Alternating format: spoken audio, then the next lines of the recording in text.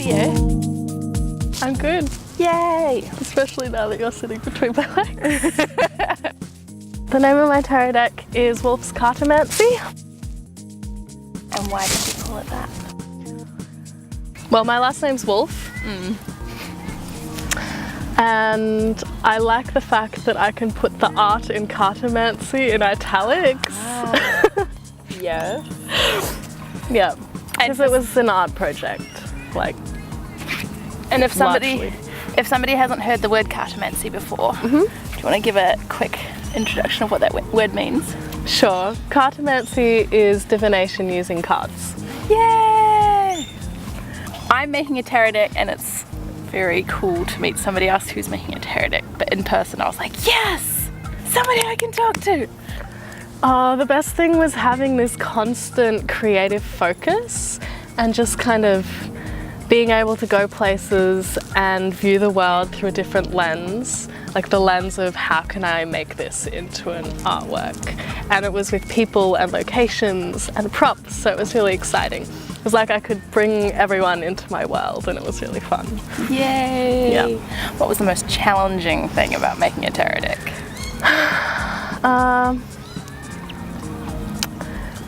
Deciding on what makes the cut and what doesn't, it's really hard.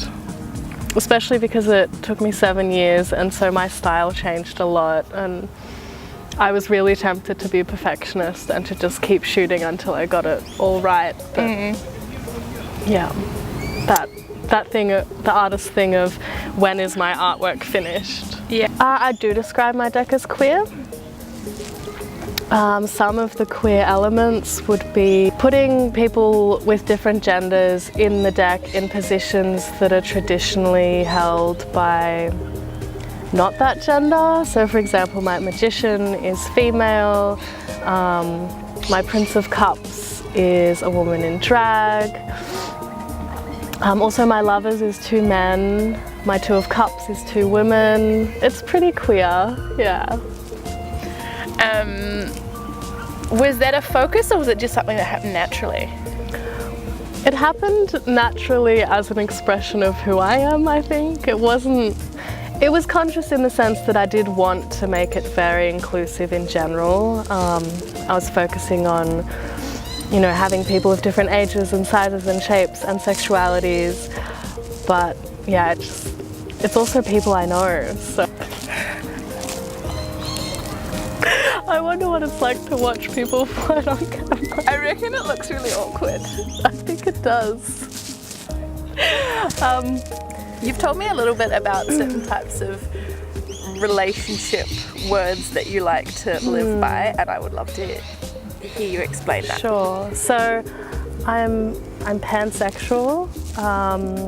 I am a relationship anarchist, which means that I don't put my relationships in a hierarchy where sexual romantic relationships are higher necessarily than platonic ones. I'm non-monogamous in that. I play with gender quite a bit as well.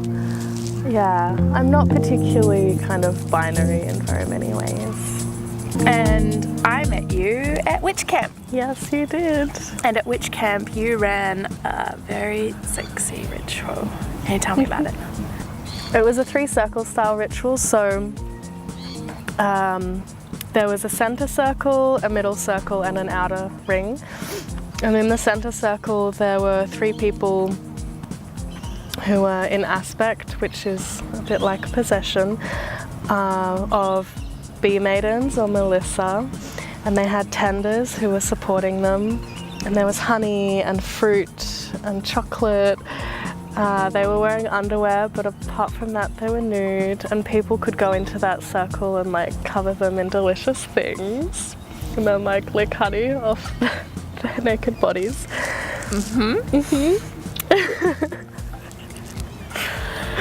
And then the circle around that was dance and movement and music and drumming. It was kind of energy raising and ecstatic and joyful.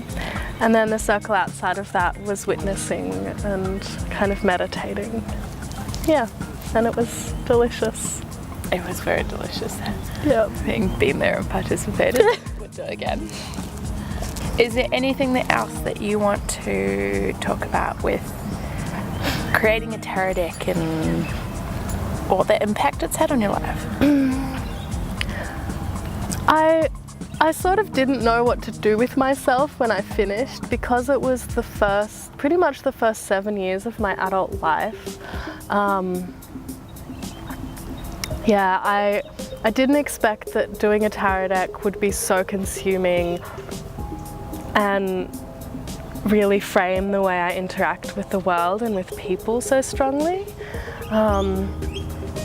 And interestingly enough, since finishing, I've also noticed that I have this huge resistance to doing a lot with my tarot cards. I do readings with them, but it's like it was this intense project, and now I'm just so kind of exhausted from it that I'm kind of putting it, not on hold, but just putting it aside and focusing on painting again, which is kind of where it all started. Yeah, it is. And yeah, just getting back to basics and looping around again.